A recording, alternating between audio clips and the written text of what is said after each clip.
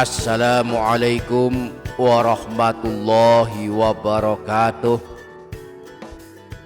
Bismillahi walhamdulillah, wassalatu wassalamu ala sayyidina rasulillah, sayyidina wa maulana Muhammadin ibni Abdillah wa ala alihi wa ashabihi wa mawalah.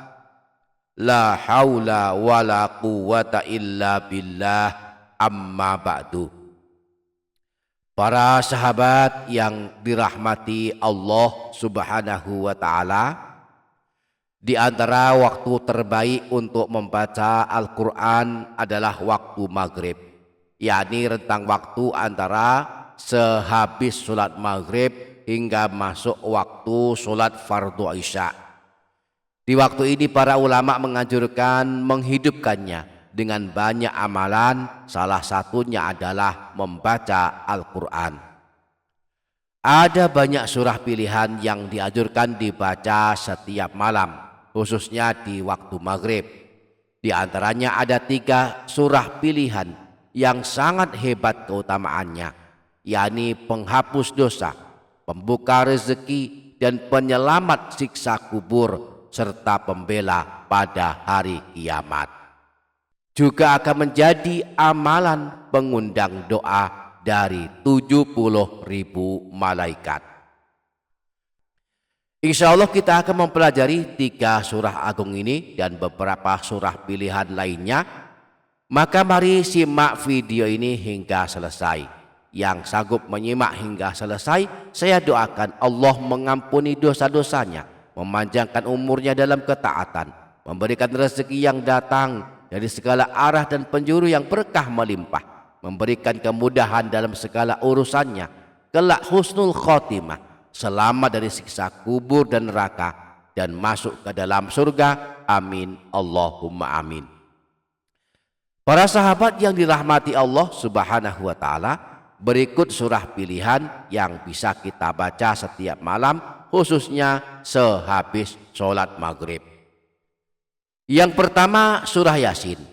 Siapa yang suka membaca surah Yasin setiap malam, Allah ampunkan dosa-dosanya. Imam Ibnu Sunni meriwayatkan hadis yang bersumber dari Sayyidina Abu Hurairah bahwa Rasulullah pernah bersabda, "Man qara'a Yasin fi yaumin wa lailatin ibtigha'a wajhillahi ghufira lahu." Siapa saja yang membaca surah Yasin pada suatu hari dan suatu malam, niatnya mengharap ridha Allah, maka dia akan diampuni dosa-dosanya. Yang kedua, surah Ad-Dukhan. Ini adalah surah pengundang doa 70.000 malaikat. Malam ini kita baca surah agung ini, maka besok pagi kita didoakan oleh 70.000 malaikat. Disebutkan dalam hadis riwayat Imam Tirmidzi bersumber dari Sayyidina Abu Hurairah bahwa Rasulullah pernah bersabda, "Man qara'a Hamim Ad-Dukhan fi lailatin asbaha yastaghfiru lahu sab'una alfa malakin." Barang siapa yang membaca surah Ad-Dukhan pada suatu malam, maka pada pagi harinya 70.000 malaikat akan memohonkan ampunan kepada Allah atas dosa-dosanya. Yang ketiga, surah Tabarok. Ini adalah surah penyelamat siksa kubur, sebagaimana yang dijelaskan dalam hadis riwayat Imam An-Nasai bahwa Sayyidina Abdullah bin Mas'ud pernah berkata, "Man qara'a tabarakalladzi biyadihil mulku kulla lailatin mana'ahu Allahu biha min azabil qabri." Barang siapa yang membaca surah Tabarok setiap malam, maka Allah akan menyelamatkannya dari siksa di alam kubur. Yang keempat, surah Al-Waqi'ah. Surah Al-Waqi'ah surah penyelamat dari kemiskinan. Siapa suka membacanya tidak akan ditimpa kemiskinan selamanya.